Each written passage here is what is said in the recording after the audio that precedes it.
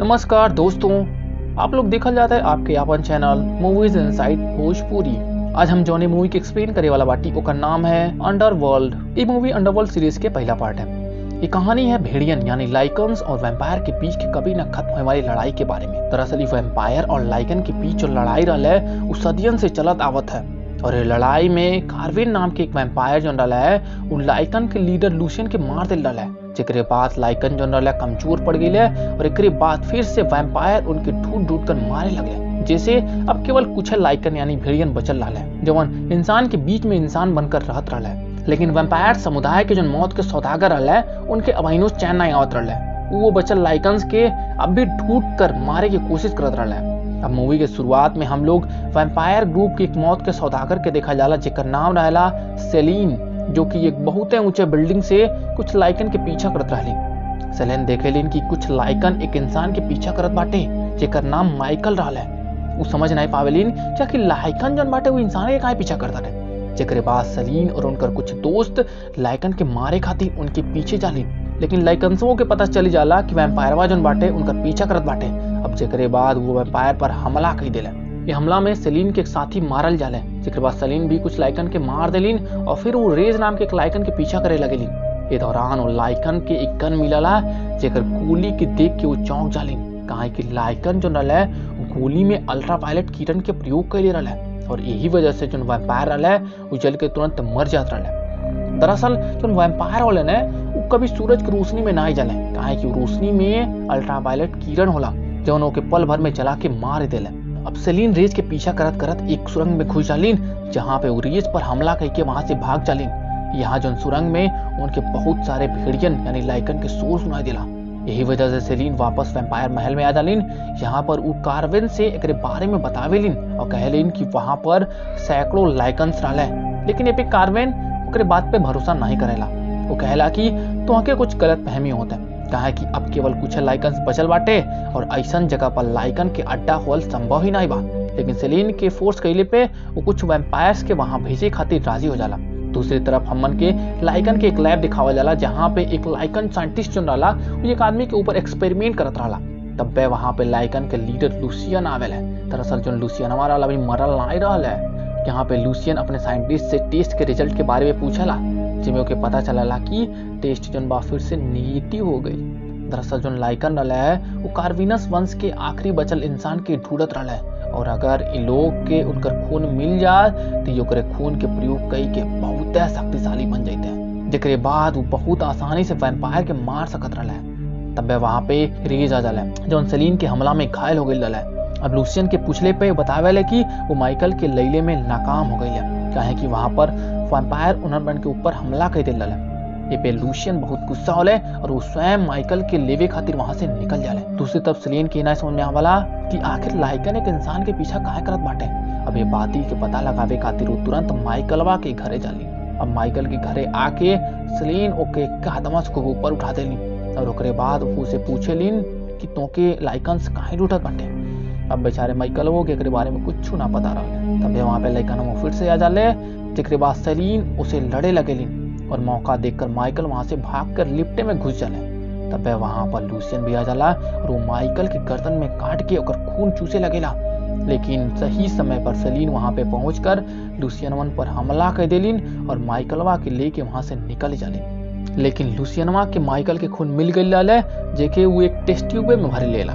एकरे बाद लूसियन फिर से सेलिन पे हमला करके ओके घायल कर देला। लेकिन सेलिन कौने तरीके से वहां से भागले में कामयाब हो जालिन। अब घायल होने की वजह से सेलिन रास्ते में बेहोश हो जालिन।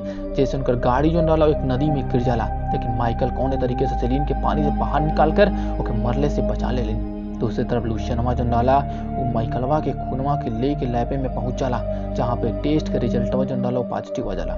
जैसे वो समझ जाला कि माइकल ही कार्विनस वंश के आखिरी बचल इंसान है। इधर सेलिन माइकल के लेके वैम्पायर महल में आ जालिन।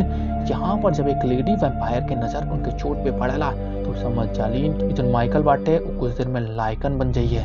अब यही देखकर वो बहुत डर जालिन और अपने वैम्पायर के रूप में आ जालिन। अब वो लेडी के इतना भयानक रूप देख के बेचारा माइकल वो डर जाला काहे कि आज तक वो इतना खतरनाक लड़किन के कभी दिखले ना रहा। अब यही वजह से वो डर के वहां से तुरंत खिड़की उड़की तोड़ के भाग जावाला। तो सिर्फ सेलिन लाइब्रेरी में लूसियन से संबंधित एक किताब देखेली जिसमें उनके पता चलेला कि लूसियन के मारे गए लोगन में केवल कार्वेनवा बचल रहा है। सबूत के तौर पर वो लूसियन के चमड़ा ले ले है।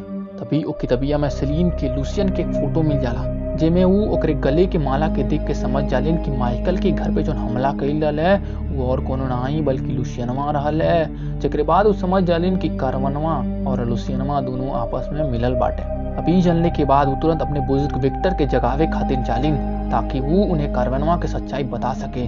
दरअसल वैम्पायर समुदाय के 3 बुजुर्ग रहल है। एक का नाम रहल मार्कस, दूसरा का नाम रहल विक्टर और तीसरा का नाम रहल अमीलिया, जवन बारी बारी से 100 साल के लिए वैम्पायर समाज पर राज करत रहल है। ये वर्तमान समय में राज कैले के समय अमीलिया के रहल है और ये दौरान विक्टर और मार्कस दोनों सुतल रहल है। अब यह तीनों वैम्पायर समाज की रचना भी कैले रहल है। और जब सेलिन के माता पिता के भेड़िया यानी लाइकन मरले रहल है तब सेलिन के रक्षा विक्टरवा कैले रहल है। जेकरे बाद उस सेलिन के काट के एक वैम्पायर बना दिल रहल है ताकि वो अपने परिवार के बदला भेड़ियन से ले सके। और तब से वो यही वजह से लाइकन यानी भेड़ियन के शिकार करत बाटे। अब सेलिन विक्टरवा के जगाए खातिर अपने खून के कुछ कतरा ओकरे मुंहवा में डाल के वहां से चली जाली। दूसरी तरफ माइकल पर कुछ लाइकन फिर से हमला कर दिले जवन की पुलिस के भेष में रहल है। लेकिन माइकल कोनो तरीके से उनसे बच के वापस वैम्पायर महल के गेट पे आ जाला। उसके बाद सेलिन की आवाज लगाए लगाला काहे को जानला कि अब सेलिन ही उनकर मदद कर सकत रही। जेकरे बाद सेलिन माइकल के लेके वहां से निकल जालिन।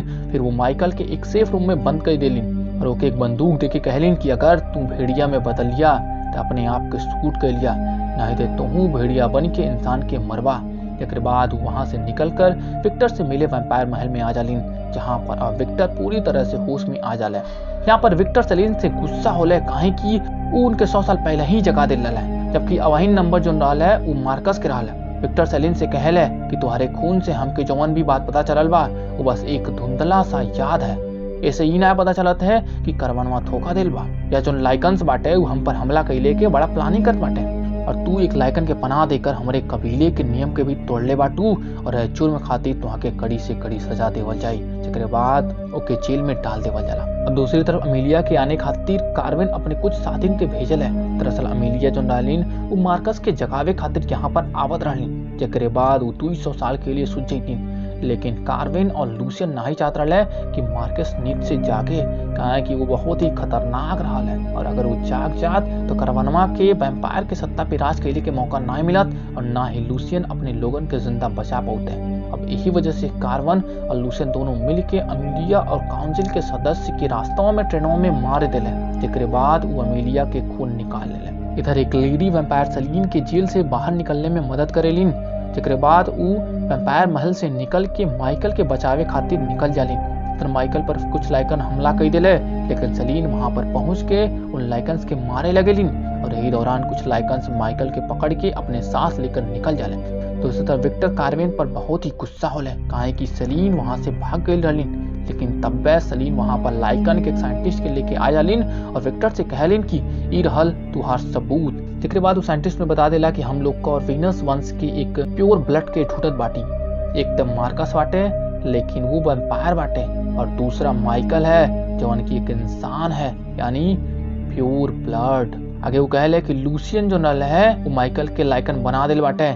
एकरे बाद ओकरे शरीर में कोनो बड़े वैम्पायर के खून के डलिए जैसे अमीलिया के और ओकरे बाद माइकल एक हाफ लाइकन और हाफ वैम्पायर में बन जाइए जोन सब वैम्पायर और लाइकन से काफी शक्तिशाली हुई है और वही तुहरे जैसे दुष्ट वैम्पायर के खत्म करिए। अभी सुनने के बाद वो समझ जाला कि कार्वेनवा ओकरे साथ धोखा दिल बा, लेकिन ओकरे पहले कार्वेनवा वहां से भाग जाला और तभी विक्टरवा के खबर मिल जाला कि अमीलिया और बाकी काउंसिल के सदस्य के लाइकन जो नल है वो ट्रेनवे में मार देला।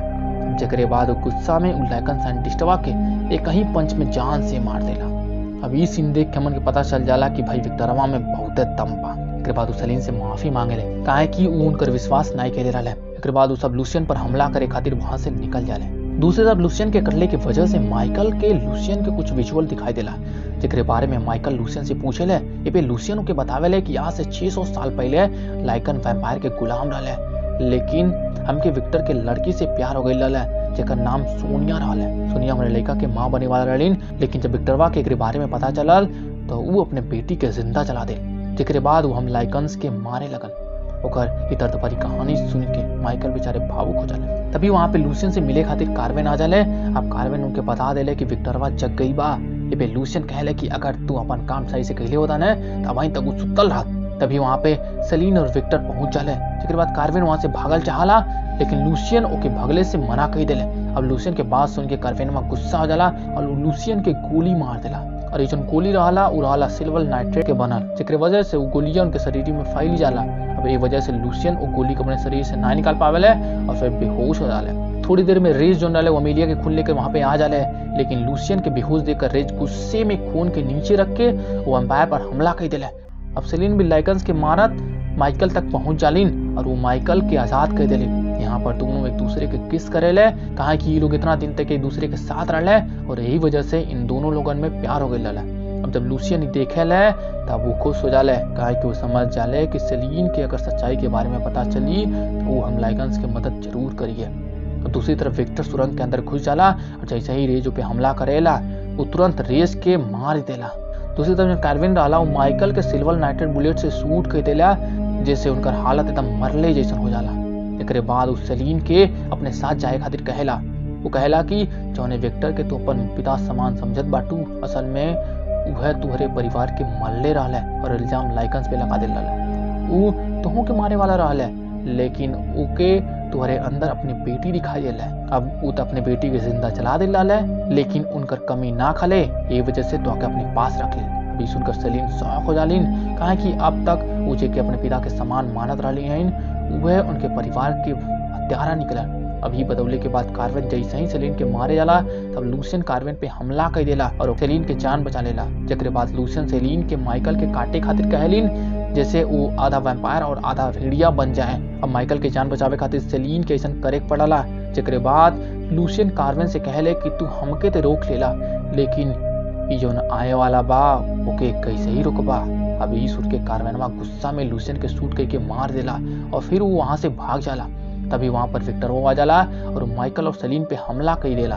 एकरे बाद सेलिन विक्टर से पूछलिन कि तेही हमारे परिवार के मरले है बने, आखिर काहे मार लेते हमारे परिवार के। जब विक्टरवा समझ जाला कि उनके सच्चाई पता चल चुकल बा, सेलिन से कहला कि अगर हम तुहसे कुछ छीन ले बाटी तो तुहके बहुते कुछ तेल भी बाटी। ये कह के वो वैम्पायर के मारे खातिर जाला, लेकिन तब तक माइकल जो रहला वो आधा वैम्पायर और आधा लाइकन बन चुकल रहला। जिसके बाद विक्टर और माइकल में बहुत भयानक लड़ाई हो जाला, मतलब बहुत भयानक, और दोनों बहुत शक्तिशाली भी रहले। दूसरी तरफ सेलिन भी अब वैम्पायर पे हमला करके उन्हें मारत रहली, लेकिन लड़ाई के दौरान विक्टरवा माइकल के गला दबा के मारही वाला रहल है कि सेलिन विक्टर पे तलवार से हमला करके ओकरे कपड़ा के दुई टुकड़ा कर देली, जैसे विक्टरवा के तुरंत मौत हो जाला। अभी देख के जो बाकी बचल लाइकन रहले वहां से भाग जाले और सेलिन और माइकल एक दूसरे के जिंदा देख के काफी खुश हो जाले। मूवी के लास्ट में हम लोग देखा जाला कि लाइकन साइंटिस्ट के जो खून रहल है वो बई के सुतल मार्कस के मुंह में चली जाला, जैसे वो जाग जाले। और यही सस्पेंस के साथ ये मूवी यहीं पे समाप्त हो जाला।